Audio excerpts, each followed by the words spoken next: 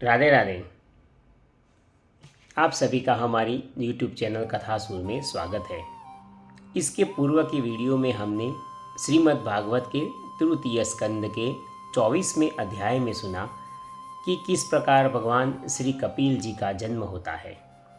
उनके जन्म के समय ऋषि कर्दम जी और देवहूति, जिनसे श्री ब्रह्मा जी ने वार्तालाप किया था और उनको ऐसा समझाया था कि भगवान श्री हरि ने साक्षात उनके पुत्र के रूप में जन्म लिया है, ऐसा उन्होंने देवहूति को भी कहा और श्री कर्दम जी को भी कहा। तब उनके जन्म के पश्चात श्री कर्दम जी, कोई यहाँ पर देख तो नहीं रहा है, और अकेले में ही भगवान श्री हरि को जन्म के तुरंत ही प्रणाम करने के लिए जाते हैं और उनकी वहाँ पर आराधना एवं स्तुति करते हैं। उनसे अनुमति लेते हैं कि अब मैं वन में जाकर आपका ही नाम का जप करना चाहता हूँ और इस संसार सागर से पार होकर आप में ही सम्मिलित होना चाहता हूँ। अपनी सभी वृत्तियों से निवृत्ति पाने की इच्छा से एकमात्र भगवान प्राप्ति का लक्ष्य रखे हुए श्री कर्दम जी भगवान श्री कपिल जी को नमस्कार करते हुए उनकी आज्ञा के अनुसार वन में चले जाते हैं। और यहाँ पर देवहूति, जो कि अत्यंत विनम्र भाव से अपने पति को उसकी अनुमति देती है और अत्यंत प्रसन्नता से श्री कपिल जी का अपने पुत्र के रूप में स्वीकार करके भगवान श्री हरि ने उनके घर में साक्षात जन्म लिया है, उसी का अनुसरण करते हुए उनके लालन पालन में लग जाती है। आज हम श्रीमद् भागवत के तृतीय स्कंद के 25वें अध्याय में सुनेंगे देवहूति का प्रश्न तथा भगवान श्री कपिल के द्वारा भक्ति योग की महिमा का वर्णन इस विषय में है। आज का यह विषय माता और पुत्र के संवाद के रूप में है, क्योंकि देवहूति को तो ये मालूम ही था कि भगवान ने साक्षात उनके घर में अवतार लिया है और उनका अवतार इस उद्देश्य के साथ हुआ है कि यहाँ पर भगवान श्री कपिल जी सांख्य शास्त्र का ज्ञान देंगे। इस अध्याय में हम सुनेंगे कि माता देवहूति का श्री कपिल जी के साथ जो संवाद होता है और भगवान कपिल जी, जो कि बाल्य अवस्था के ही हैं, फिर भी बड़े ज्ञानी, क्योंकि वो तो भगवान साक्षात श्री हरि ही है, वह अत्यंत ज्ञानी और विद्वान है, इसलिए उनका उपदेश सुनने की लालसा से ही देवहूति उनका लालन पालन किए जा रही है। अब आज हम यहाँ पर आपको याद करवा दें कि शौनक जी यहाँ पर पूछते हैं कि सूत जी, तत्वों की संख्या करने वाले भगवान कपिल जी तो साक्षात अजन्म स्वयं नारायण ही है, फिर भी वह तो अपनी माया से उत्पन्न हुए थे। मैंने भगवान के बहुत सारे चरित्र सुने हैं, तथापि योगी प्रवर भगवान पुरुष श्रेष्ठ कपिल जी की कीर्ति को सुनते सुनते मेरी इंद्रियां तृप्त नहीं हो रही है। सर्वथा स्वतंत्र श्रीहरि अपनी योगमाया के द्वारा ही भक्तों की इच्छा के अनुसार अपना शरीर धारण करके जो जो लीलाएं करते हैं वे सभी कीर्तन करने योग्य होती है। अतः आप मुझे वे सब सुनाएं, मुझे उनमें बहुत ही श्रद्धा उत्पन्न होती है। सूत जी कहते हैं कि मुने, आपकी बात सही है। विदुर ने भी यह आत्मज्ञान विषयक प्रश्न किया था तो श्री व्यास जी के सखा भगवान श्री मैत्रेय जी ने प्रसन्न होकर उन्हें इस प्रकार कहा था। श्री मैत्रेय जी यहाँ पर कहते हैं कि विदुर जी, पिता के वन में चले जाने पर भगवान कपिल जी माता का प्रिय कार्य करने की इच्छा से उस बिंदु सरोवर में रहने लग गए थे। उस तीर्थ में रहने के कारण एक दिन तत्व समूह के पारदर्शी भगवान श्री कपिल जी अपनी दिनचर्या से या अपने कर्म कलापों से विरक्त होकर अपने आसन पर विराजमान थे। एक समय की बात है कि जब कपिल जी वहाँ पर सभी अपने पुरुषार्थों से, जो उनकी दिनचर्या होती है, जो उनका ध्यान होता है, जो उनका पूजन की विधि होती है, वह सब अपनी योग माया में प्रवृत्त जो होते हैं, तत्पश्चात जब वो बैठे थे, वो भी उनकी माया ही थी।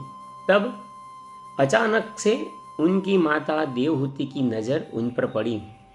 देवहूति दूर से देखे जा रही है कि मेरे पुत्र जो भगवान श्री हरि साक्षात है, जो कि कपिल के रूप में विराजमान है, वहाँ पर अपनी ध्यान की अवस्था में अपनी योग माया से वह बैठे हैं। मन ही मन वह प्रसन्न होकर, वात्सल्य सबर होकर उनको निहारती रहती है। किंतु अचानक से श्री ब्रह्मा जी के कहे हुए कुछ वचन उनको याद आ जाते हैं, उसका स्मरण उन्हें हो जाता है।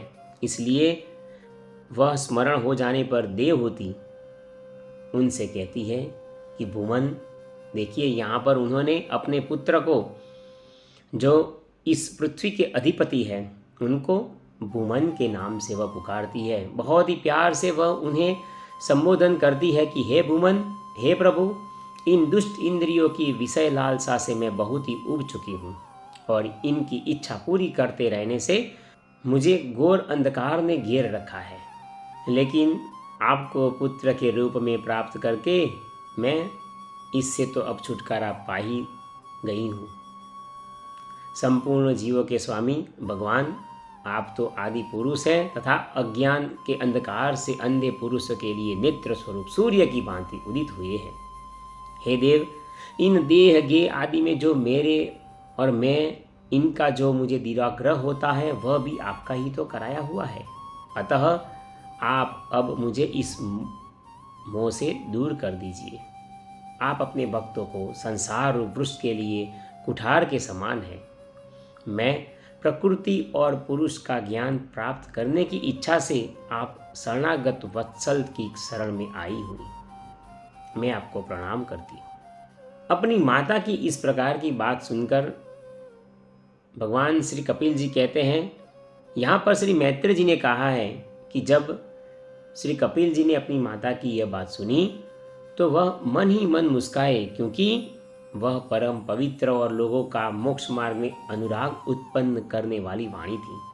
उसे सुनकर आत्मज्ञ सत्पुरुषों की गति श्री कपिल जी की, उसकी मन ही मन वह प्रशंसा करने लगे और फिर मृदु मुस्कान से सुशोभित मुखारविंद से इस प्रकार अपनी माता से वह कहने लगे। भगवान कपिल जी यहाँ पर कहते हैं, यह बात आप सुनेंगे तो आपको पता लगेगा कि यह जो सांख्य शास्त्र की जो बात कही है, इसकी यहाँ पर शुरुआत होती है।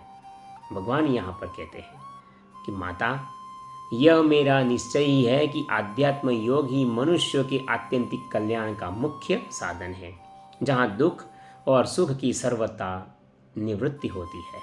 मैंने सब अंगों से संपन्न उस योग का पहले नारद आदि ऋषियों के सामने उनके सुनने की इच्छा होने पर वर्णन किया था, वही मैं आपको सुनाता हूँ। इस जीव के बंधन और मोक्ष का कारण केवल मन ही है। विषय में आसक्त जब मन हो जाता है तो वह बंधन का हेतु होता है, तथा जब वही मन परमात्मा में अनुरक्त हो जाता है तो वही मोक्ष का कारण बन जाता है। इसीलिए केवल और केवल मन ही उसका कारण माना गया है। और जिस समय हमारा मन मैं और मेरेपन के कारण रूप होने वाले काम, लोभ आदि विकारों से मुक्त हो जाएगा तो वह हर एक कार्य से शुद्ध हो जाएगा। उस समय वह सुख और दुख से छूटकर सम अवस्था में वह आ जाता है। तब जो जीव होता है वह अपने ज्ञान, वैराग्य और भक्ति से युक्त हृदय से आत्मा को प्रकृति से परे एकमात्र अद्वितीय भेद रहित स्वयं प्रकाश, सूक्ष्म, अखंड और उदासीन यानी कि सुख दुख शून्य देखता है तथा प्रकृति को शक्तिहीन अनुभव करता है। योगियों के लिए भगवत प्राप्ति के निमित्त सर्वात्मा भगवान श्री हरि के प्रति की हुई भक्ति के समान और कोई मंगलमय मार्ग नहीं है। विवेकी जन संग या आसक्ति को ही आत्मा का अछेद्य बंधन मानते हैं, किंतु वही संग या आसक्ति जब संतों महापुरुषों के प्रति हो जाती है तो मोक्ष का खुला द्वार बन जाती है। जो लोग सहनशील, दयालु, समस्त देहधारियों के अकारण हेतु किसी के प्रति शत्रुभाव न रखने वाले, शांत सरल स्वभाव और सत्पुरुषों का सम्मान करने वाले होते हैं, जो मुझ में अनन्य भाव से सुदृढ़ प्रेम करते हैं, मेरे लिए संपूर्ण कर्म तथा अपने सगे संबंधियों को भी त्याग देते हैं और मेरे परायण ही रहकर मेरी पवित्र कथाओं का श्रवण एवं कीर्तन करते हैं तथा मुझ में ही चित्त लगाए रहते हैं। उन भक्तों को संसार के तरह तरह के ताप कोई भी प्रकार का कष्ट नहीं पहुंचाते हैं। साध्वी, ऐसे ऐसे सर्व संग परित्यागी महापुरुष ही साधु होते हैं तथा उन्हीं का ही संग करना चाहिए। सत्पुरुषों के समागम से मेरे पराक्रमों का यथार्थ ज्ञान कराने वाली तथा हृदय को शुद्ध करने वाली एवं कानों को प्रिय लगने वाली जो कथाएं होती हैं, उनका सेवन करने से शीघ्र ही मोक्ष मार्ग में श्रद्धा, प्रेम और भक्ति का क्रमशः विकास होता है और फिर उन मेरी लीला कथाओं का ही चिंतन करते रहना चाहिए। यही मनुष्य का कार्य होना चाहिए। ये जब भगवान श्री कपिल जी के मुख से जब देवहूति सुनती है तो देवहूति आगे कहती है कि भगवान, आपकी समुचित भक्ति का स्वरूप क्या है? मैं तो एक अबला नारी हूँ। आप जो यह वाणी बोलते हैं उसका मुझे कुछ ज्ञान नहीं होता और मैं भला एक मूर्ख सी इन विषयों को कैसे जान पाऊंगी? इनका तात्पर्य, इनका अर्थ मेरी समझ से परे है। कृपया भक्ति तो ठीक है, जिससे मैं सहज में ही आपके निर्वाण पद को प्राप्त कर सकूं, ऐसी बात आप मुझे सरल रूप में समझाइए। क्योंकि भक्ति का मार्ग तो बहुत ही सरल होता है, फिर भी इन सब शब्दों को सुनकर, इन विषयों को जानकर देवहूति को यह मार्ग बहुत कठिन लगता है। वास्तव में नहीं है, फिर भी सरल रूप में समझने के लिए वह अपने पुत्र भगवान श्री हरि के रूप में, जो पुत्र के रूप में उनके घर में अवतीर्ण हुए हैं, वह कपिल जी को नमन करते हुए प्रेम भाव से सरल रूप में समझाने के लिए विनती करती है और पूछती है कि भगवान, आपने जिस योग की बात की है, जिस भक्ति योग की बात की है, उसका रूप कैसा है? आपका कहा हुआ योग कैसा है और उसके कितने अंग हैं? हे हरे, मुझे यह सब आप इस प्रकार समझाइए जिससे कि आपकी कृपा से मैं मंदमती स्त्री जाति भी इस दुर्बोध विषय को सुगमता से समझ सकूं। श्री मैत्रेय जी यहाँ पर कहते हैं कि विदुर जी, जिसके शरीर से उन्होंने स्वयं जन्म लिया था, उस अपनी माता का ऐसा अभिप्राय जानकर कपिल जी के हृदय में बड़ा स्नेह उमड़ आया और उन्होंने प्रकृति आदि तत्वों का निरूपण करने वाले शास्त्र का, जिसे हम सांख्य कहते हैं, उसका उपदेश किया। जिसके लिए भगवान श्री हरि ने जन्म लिया है, वही सांख्य शास्त्र का उपदेश अपनी माता को सुनाने के लिए, हम सब तक पहुंचाने के लिए भगवान देवहूति से जो इस विषय में कहते हैं, वही आज का जो विषय है, वही सांख्य शास्त्र है। जिसको कहने वाले, जिसका निर्माण करने वाले भगवान साक्षात श्री हरि ही श्री कपिल जी के रूप में विराजमान है। देवहूति आगे कहती है कि भगवान, साथ ही साथ भक्ति का विस्तार एवं योग का भी वर्णन कर दीजिए कि जिससे मैं उसे सुगमता से समझ सकूं। उनकी बात सुनकर भगवान सांख्य शास्त्र के विषय में कहने का प्रारंभ करते हैं। भगवान श्री हरि कहते हैं, भगवान श्री कपिल के रूप में वह विराजमान है। अपनी माता का उत्तर देते हुए वह उनसे कहते हैं, श्री भगवान कहते हैं, माता, जिसका चित्त एकमात्र भगवान में ही लग गया है, ऐसे मनुष्य की वेद विहित कर्मों में लगी हुई तथा विषयों का ज्ञान कराने वाली कर्मेंद्रिय एवं ज्ञानेंद्रिय दोनों प्रकार की इंद्रियों की बात यहाँ पर की गई है। उन इंद्रियों की जो सत्व मूर्ति श्री हरि के प्रति स्वाभाविक की प्रवृत्ति है, वही भगवान की अहेतु की भक्ति है। मेरी चरण सेवा में प्रीति रखने वाले और मेरे ही प्रसन्नता के लिए समस्त कर्मों को मुझे अर्पण करने वाले जो बड़भागी भक्त, जो एक दूसरे को मिलकर प्रेम पूर्वक मेरे ही पराक्रमों की चर्चा किया करते हैं और मेरे साथ एक ही भाव यानी कि सायुज्य मोक्ष की भी इच्छा नहीं करते। माँ, वे साधुजन अरुण नयन एवं मनोहर मुखारविंद से युक्त मेरे परम सुंदर और वरदायक दिव्य रूपों की झांकी करते हैं। और उनके साथ सप्रेम संभाषण भी करते हैं, जिसके लिए बड़े बड़े तपस्वी भी लालायित रहते हैं। जिनका मन मेरी उस भक्ति में लग जाता है कि जिसमें दर्शनीय अंग प्रत्यंग उदार हास विलास मनोहर चितवन और सुमधुर वाणी से युक्त मेरे उन रूपों की माधुरी में उनका मन और इंद्रियां फंस जाती हैं।